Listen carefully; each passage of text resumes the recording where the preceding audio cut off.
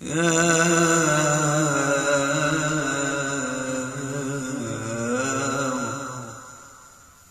رب يا من أنجيت يوسف من الجب وأنجيت يونس من بطن الحوت وأيدت بالنصر داود على جالوت وأنجدت إبراهيم من نار قومه وأيدت محمدا بالقرآن العظيم.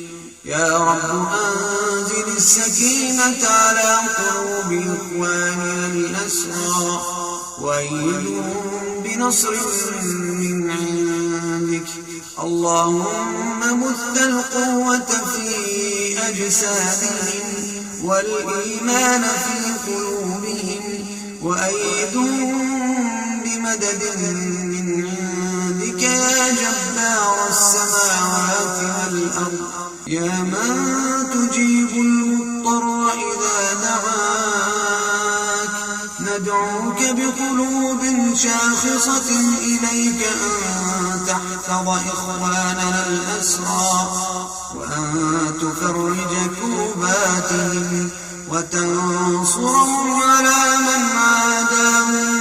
اللهم فك أسر المأسورين وأعن إخواننا المعذورين. اللهم احفظ عليهم دينهم وأعراضهم وأنفسهم.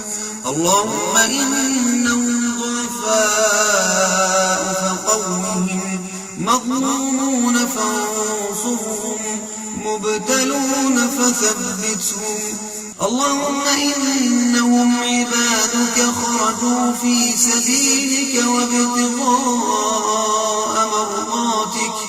اللهم فمن عليهم برحمتك وأنزل عليهم السكينة وثبتهم يا رب العالمين.